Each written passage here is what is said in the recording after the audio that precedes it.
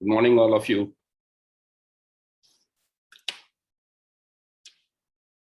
Good morning, sir. Good morning. All right, so we shall begin. Yeah, please. A very good morning to one and all present over here.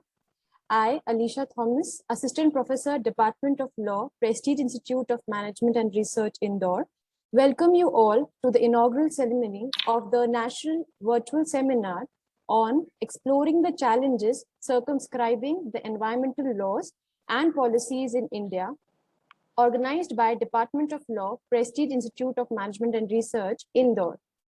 Let me first thank our respected Director, Dr. R.K. Sharma, sir, for his excellent leadership, and also my dear faculty colleagues, without whom organizing this national level seminar would not have been possible.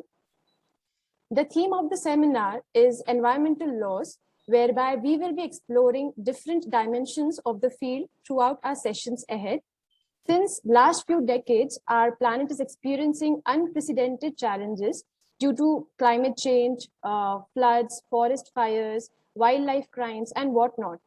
We intend to understand the reasons behind these occurrences and also understand the impact of the same. And we would also be dwelling on the legal dimensions throughout all our sessions. We at Department of Law, Prestige Institute of Management and Research, Indore, are pleased to welcome our renowned academicians and legal experts in the field of environmental law.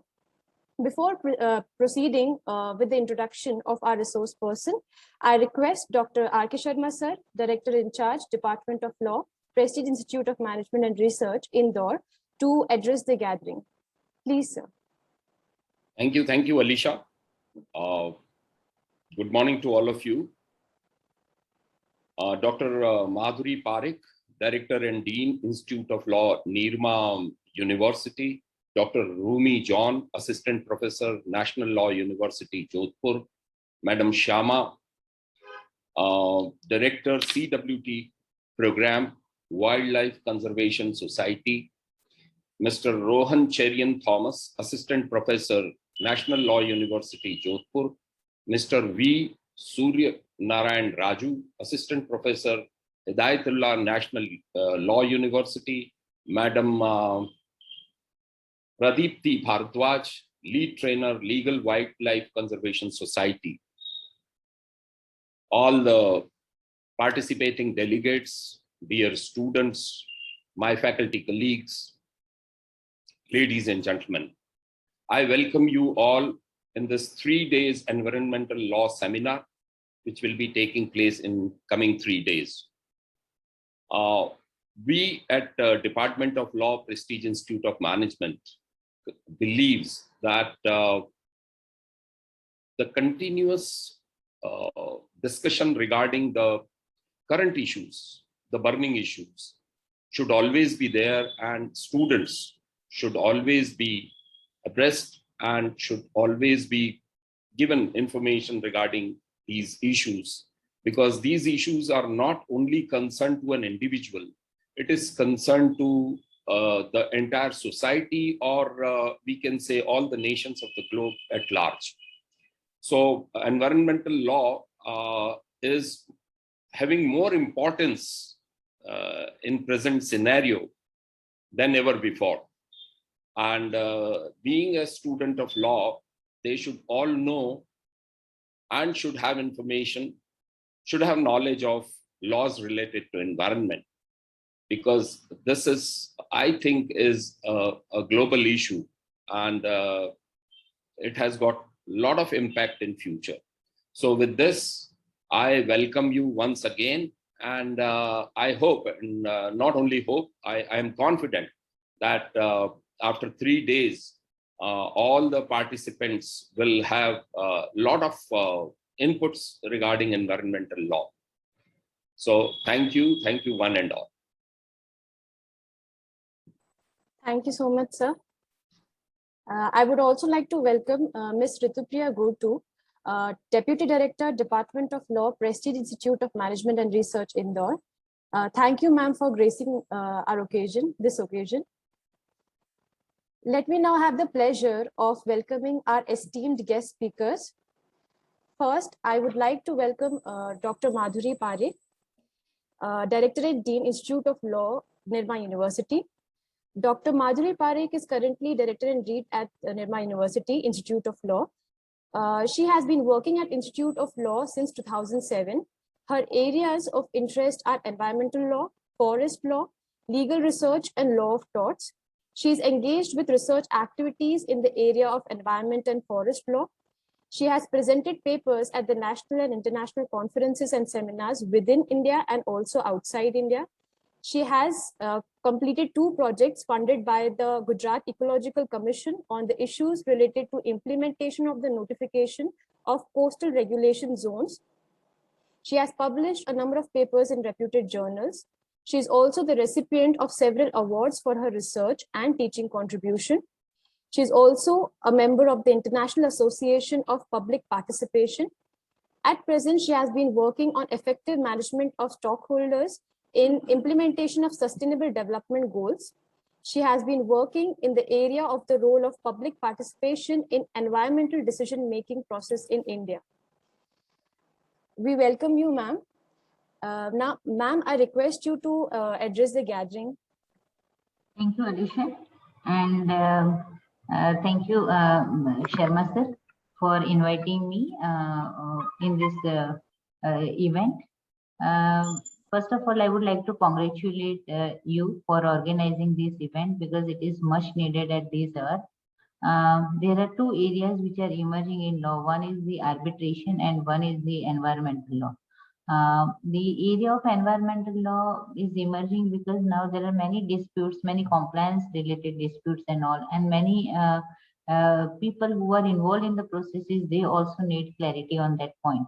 So the legal awareness in this area is required. At the same time, at the grassroots level, the participation is not much in the environmental decision-making process. That is always required because when we talk about the environmental resources, they are the common resources. We cannot claim that air belongs to X or water belongs to Y. So these are the common property resources. And when we need to manage these resources, we need a common, you can say, consensus and the participation of the community. Without that, even whatever scheme we are bringing, it will be difficult to implement. So that kind of awareness at the grassroots level is required. Along with awareness, the positive participation is required. Many times, even we are aware, like even the educated people, those who are working in the field of law, they do not actively participate in some of the decision-making processes. And that sometimes that dilutes the purpose, even though there are certain provisions which are permitting the participation and the participation is not much more. So now it's a time wherein the active participation of the community is required. Without that, the implementation will not be effective. Even if there is some lacuna in the compliance part, if the people are aware, they can object and the compliance become proper. So now it is a time wherein the involvement of the people in the decision making is required. Along with that, their involvement is required in the implementation part. At the different, you can say, implementation scheme also, the local communities should be included so that their knowledge can be, then the benefit of their knowledge can be taken and the effective implementation can be made possible. For example, in the case of the forest resources and the management. So the forest dwellers, they can contribute more in the protection of the forest resources. So that community should be involved. And now the different efforts are already made and it's going on, but still we need to strengthen it so that the communities participation at various level, from forming the committees, from the governance part, in the governance part, and the implementation part can be increased and it can be made more effective.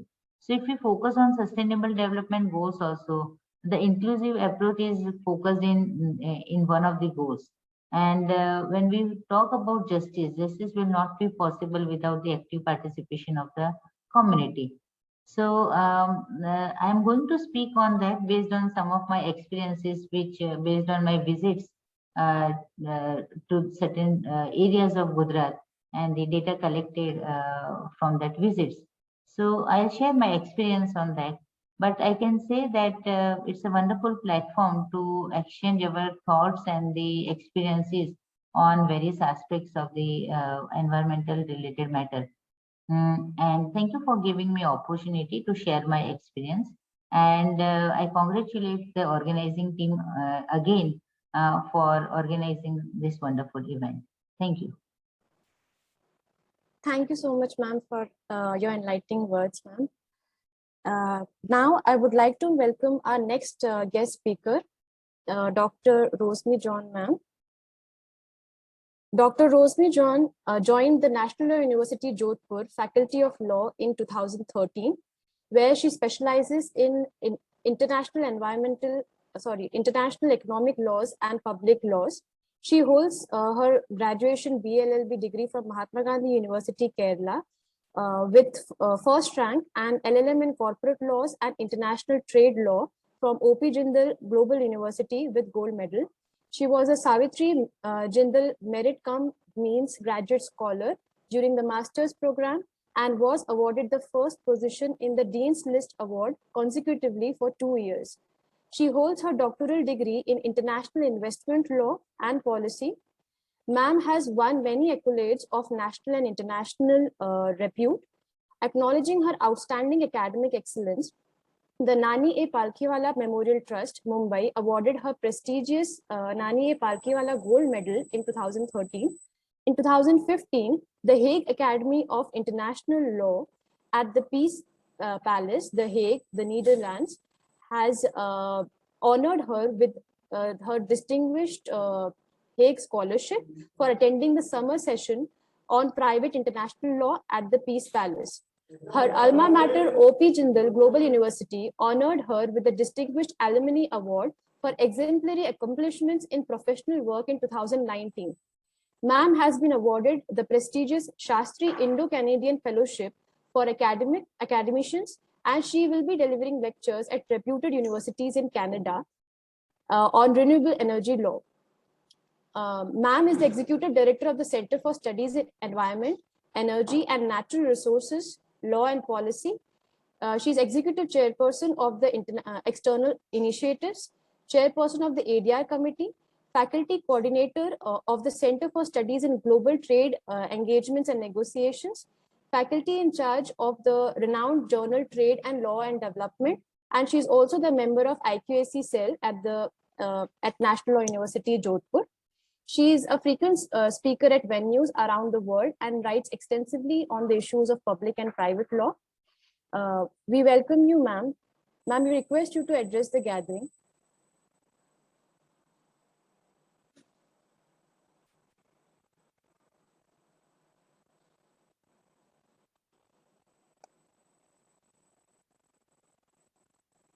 I think ma'am got disconnected. So I shall proceed further with our next guest speaker. I take the pleasure of welcoming Mr. V. Surya Narayan Raju, Assistant Professor of Law, Hidayatullah National Law University, Raipur. Sir is an assistant professor at HNLU Raipur. He has an experience of solving commercial matters through dispute resolution, arbitration, and mediation. He has done his Bachelor of Laws from Andhra University, Visakhapatnam from August 2012-2015, and he has completed his Masters in Business Laws from NLIU Bhopal. He is currently pursuing a Doctor of Philosophy from NLSIU Bangalore on the topic, the development of institutional arbitration in India, a legal analysis. And he has also qualified UGC NET and Junior Research Fellowship in July 2016. He has various publications in the field of arbitration, the field of intellectual property rights, and as well as environmental law. We welcome you, sir. Sir, we request you if you could address the gathering. Thank you, Alicia. And first of all, let me congratulate the organizers, especially R.K. Sharma, sir, and Professor Alicia Thomas, for conducting of this wonderful 3-day seminar on environmental law. The environmental issues and its solving and its policy, law and policy related research is the need of the hour. So basically, my topic and Professor Alicia has been given to me to speak on biological diversity and related issues, and it related to the environmental protection. So in simple, I can say environmental issues in biological diversity laws. So I'm going to deal and cover up within my tomorrow's session, which is relating to the biopiracy basically. So under the Convention on Biological Diversity, after that, the two protocols, one is Cartagena Protocol, which is controlling of the biopiracy and what are the challenges of the environment, which is related to the biological diversity laws is concerned.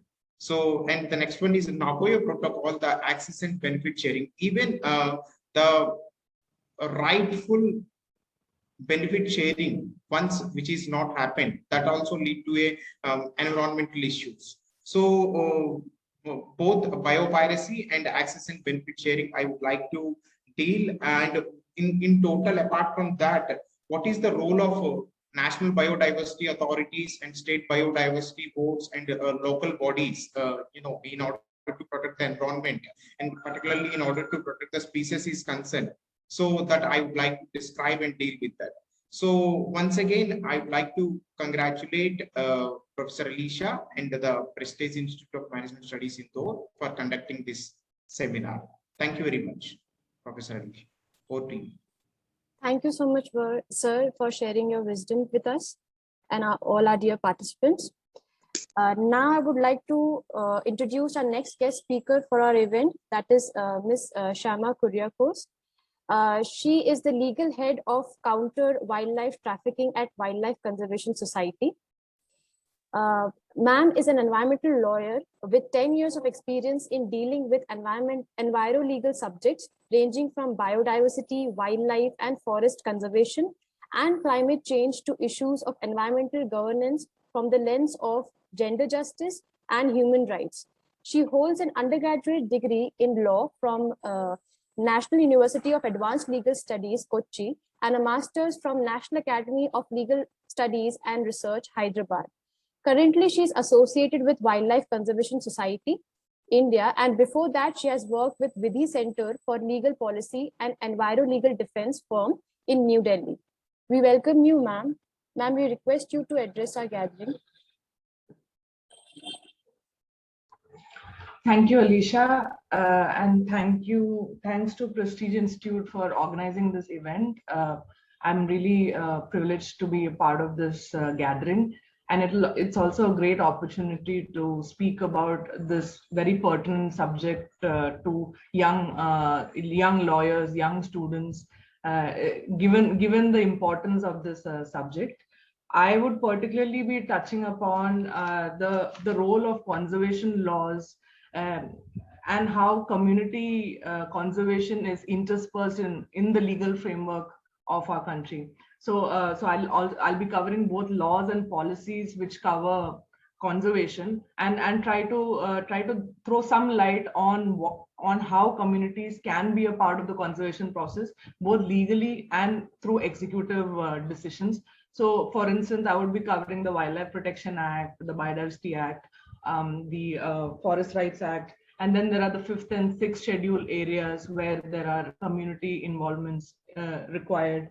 There are also like the Indian Forest Act, the National Forest Policy. So it's like a very large framework that we have right now in India, and we have no dearth of laws. So I'll be talking about the provisions and also the lapses or the gaps that need to be fulfilled. Also the problems in implementation of these laws. I'll also be looking at some of the executive and policy-led decisions like the Green India Mission or the Red Plus campaigns that are ongoing, which or joint forest management and eco-development committees, their roles in conservation. These are all policy-led initiatives. And I'll try to explore as to how these can be used. And also there are so many states and so many local communities which are having which are taking efforts in conservation. So I'll also try like throwing a little light on those efforts also, and how it's important for the government and for the stakeholders to all work hand in hand. Thank you again for this opportunity. Thank you. Thank you so much, ma'am, for enlightening our dear participants. I would like to welcome our next guest speaker for our event, Ms. Pradeepti Bhardwaj. Ma'am works as a lead trainer at Legal for the Counter Wildlife Trafficking Program at Wildlife Conservation Society, India. She is involved in training the State Forest Department, Customs, public prosecutors, Coast Guard, Marine Police, and Central Armed Police Forces across India regarding detection and handling of wildlife crimes cases. In the past 1 year, she has conducted almost 30 workshops and she has trained more than 2,000 officers. She has taken sessions on subjects such as Wildlife Protection Act, legal aspects of crime scene investigation, legal documentation, cyber wildlife crime, and witness preparation. We welcome you, ma'am, to our event, our inaugural ceremony. Please address our gathering. Thank you so much, Alisha, for having me as a resource person, and thank you so much, Sharma sir. And I understand how important it is for the student to expose them the subjects of environment and wildlife laws. So as Alisha ma'am said, like I'm involved with training the forest department and other stakeholders like paramilitary forces and Coast Guard. So one thing which is very important for us to understand is we know that forest department is one such enforcement agency who don't really have good training aspects. Like they are not trained so well. They are not aware about the laws, how to conduct the investigation, how to go about it. So what we try to do is like we conduct sessions for them and we tell them how to go about a case, the sections of Wildlife Protection Act that can be invoked. We also train them how to collect samples, evidences, how to go about the forensic aspect, how to appear in the court. Like witness preparation is another vital aspect of our training. So we go about telling like how to conduct themselves in the court. Basically, whenever there is a wildlife case, how to go about conviction, like how to get conviction in a case. So we try to fill in all the legal gaps and try to address during our session.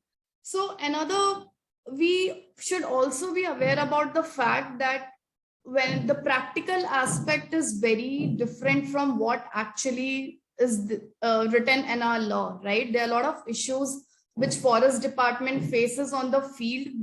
So what we try to do is we try to come a midway. So I'll also be addressing the implementation aspect, why implementation of Wildlife Protection Act is becoming difficult for them, and how can we find a solution to it. Another aspect we know in India, and especially in certain states of India like Northeast or Nagaland, hunting has been a very integral part of their culture, right? They have received special, there is a constitutional mandate for it. So I'll also be talking about how we go about addressing this kind of issue in a state where hunting is a very sensitive aspect to talk out there. Another thing is I'll be addressing aspects of trafficking, how wildlife trade is happening on a larger scale, how all the wildlife products gets crossed across the porous border of Northeast India and how it reaches China, Vietnam, Myanmar. And then how, especially during COVID time, how wildlife trade has shifted to online platforms. So I'll be giving you a detailed overview of all this aspect. So please be present on 28th for my session. Thank you so much. Thank you so much, ma'am, for your enlightening speech. We also have other two guest speakers, but due to network connectivity, they lost the network. The other last resource person that we have is Mr. Rohan Cherian Thomas, Assistant Professor from National Law University, Jodhpur. He would be directly joining in today's session, which is from 12 p.m. onwards. So we could introduce again him there. Thank you so much to all our renowned guest speakers. Now I request Ms. Falguni Joshi, our student coordinator, to deliver vote of thanks.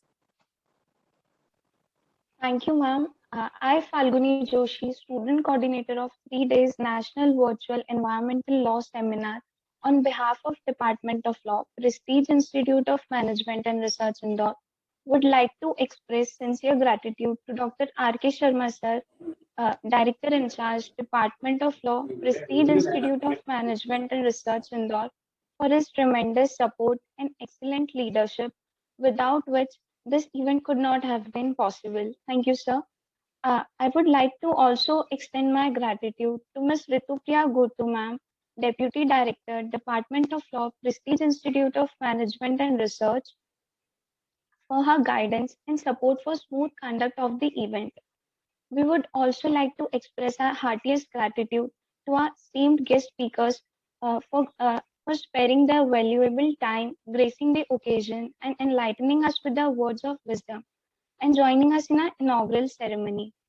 I especially thank our dear participants for showing great enthusiasm to our event. At last but not the least, I thank a very dedicated and motivated team of student members of Environment Club for working day and hard to make our event a great success. Now I request all the participants to join the plenary session at 12 p.m. The details have been shared to your email addresses as well as on WhatsApp groups. So kindly adhere to the timings. We look forward to have an active and enriching sessions. Once again, I thank everyone. Thank you. Thank you so much, everyone. Thank you so much.